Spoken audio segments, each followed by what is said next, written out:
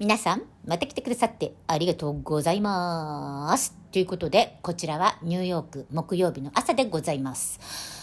皆さんもご存知かと思うんですが、下院を218議席取って共和党が勝利、多数派となりました。これに関して、もうすごく今いろいろトランプさんのこととディサントスさんのことでもあちら側がねもう騒ぎ立てて引っかき回してるんですけれども、これに関してディサントスさんが勝利の後のコメントを出されていますので、一緒に合わせての受けておきます。そしてケビン・マッカーシーさんっていう下院の共和党の中では一応トップということで、以前にもう共和党が勝つっていう感じで勝利宣言みたいなのをされたんですね。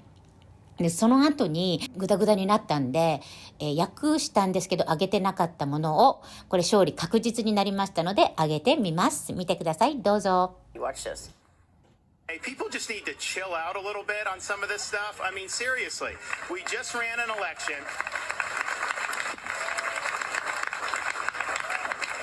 We have this Georgia runoff coming, which is very important for Republicans to win that Georgia runoff. I mean, I know around the country, Florida was kind of the biggest bright spot. It was not so bright in many other parts of the country. It was a substandard performance given the dynamics that are at play.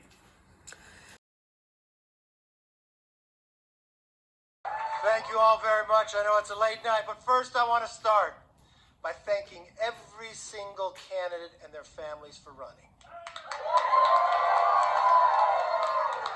I also want to thank the staff and the volunteers across this country that supported this movement. Thank you to everyone who voted Republican for the very first time. And I want to thank the millions of supporters across this country. You know, 2 years ago when I became leader, Republicans had less than 200 seats in the House. That cycle, we picked up 14 seats when every single person said that would be impossible. If you believe in freedom, hard work, and the American dream, these results proved that there is a place for you in the Republican Party.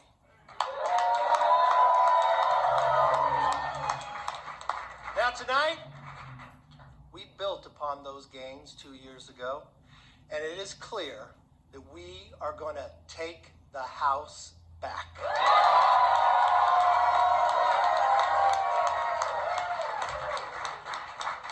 In New York, we defeated the Democrat campaign chairman, Sean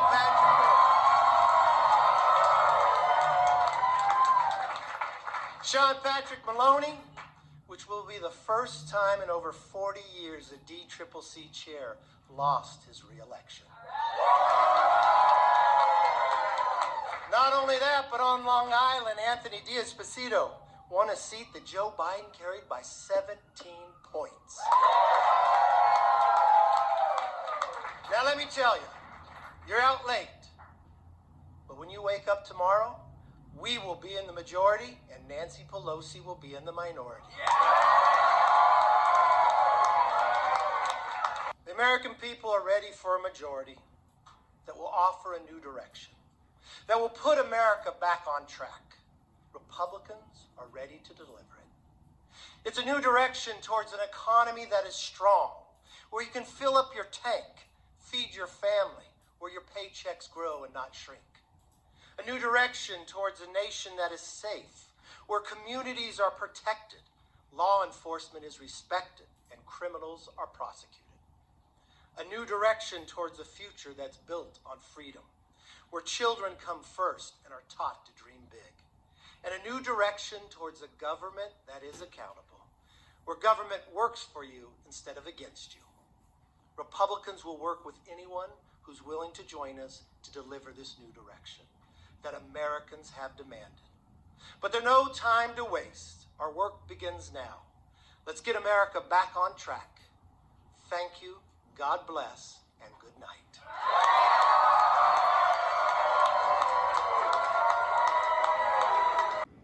Kevin McCarthy joins us now for his first interview since the midterm election. So I'm just going to call you Speaker and get it out of the way. So, Speaker, tell us about what happened. You get a 6 million vote margin.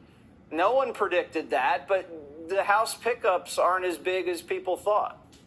Well, if you look at it, what was our mission? To win the majority, to stop Biden's agenda, and fire Nancy Pelosi. All of that is accomplished, and we're going to be able to govern. And on that very first day, after being sworn in, we will repeal 87,000 new IRS agents and send that to the Senate. All right, so you're coming out of the gate strong. Tell me about the investigations, because we got to get the truth out here.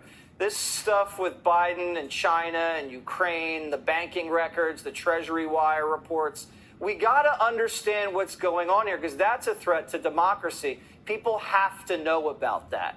Are you on board? 100%. We've already started that. We've already requested the information to be kept. You're going to find that Jim Jordan will be chairman of Judiciary. You have Comer, chairman of Oversight and Accountability.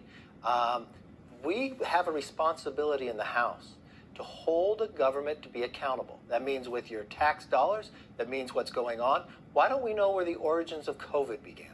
Why don't we know what happened those last 60 days of Afghanistan, so we never have 13 Gold Star families again? And why don't we know why the DOJ went after parents and called them terrorists because they simply wanted to go to a school board meeting and have a say in their kids' education? But yes, those are just the start of the ability that we have in accountability. And remember, with that gavel, regardless of the number of how high or over 218 you are, you have subpoena power, and we will use it. The president called you on the phone. How'd that go? You know, it's kind of short. He congratulated me. So for anyone who thinks we didn't win the majority, Joe at least believes we did as well. Okay. Was it a civil conversation, or, I mean, you guys are really going to turn up the heat? He must know that. Yeah, well, it was short. He just wanted to call me, congratulate from that point, talk about where we can work together. Look, I said I will work with anybody that wants to put America first and move us in the right direction. We've got an economy that's failing. We've got a challenge where we don't have energy independence. We not only should be energy independent, we should be selling our natural gas to our allies, but also to our adversaries. Why don't we make China dependent upon us? And, you know, we need to secure our border. I laid this all out to the president and told him, I will work with you if we're willing to work on these items. Oh, I'm glad you did. All right, Speaker McCarthy, thank you so much for coming on Prime Time. 皆さん、お帰りなさいませと、こちらにも登場。ということでね、よくね、日本のCNN アンポンタン番組リソースの番組なんかで日本の方が共和党が極右で民主党が極左って言ってる人がいるんですけど、今日これ皆さんどう思われました？共和党のアジェンダを見て何か極右っていう風に感じられました？私ね、これ言う人の意味がわからないんですよ。やっぱり正しいことを正しくっていうことの何が極右なのかわからないんですね。あと多分日本で一個も報道されてない国境を開けてどんどん違法ドラッグ、違法拳銃、違法移民、病気いっぱいいろんなものが人身売買、売春とにかくたくさんの犯罪が入ってきていることを全然報道していないんですね。で、これに関してやっぱり共和党がこれ止めるべきだっていうふうに言ってるのが国境強化っていうことなんですよ。で、もう一つはトランプさんも言ってたんですけど、両親の権利っていうのなんですね。で、民主党のアジェンダの中にはいつものジェンダープロブレムということで、これがもう本当に常軌を逸してるんですね。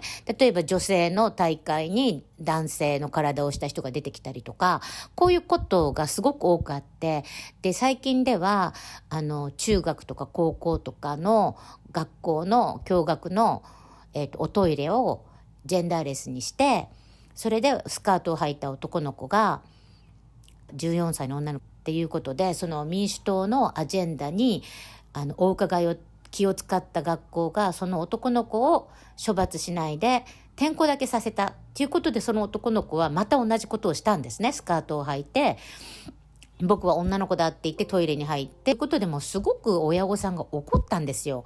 で、私たちはあなたたちをすごく信用して大事な子供を学校に預けてるのに、それなのにこんなことを起こして、また次の被害者、私の子供だけじゃなくて次の被害者が出たじゃないかっていうことで教育委員会に訴えたんですね。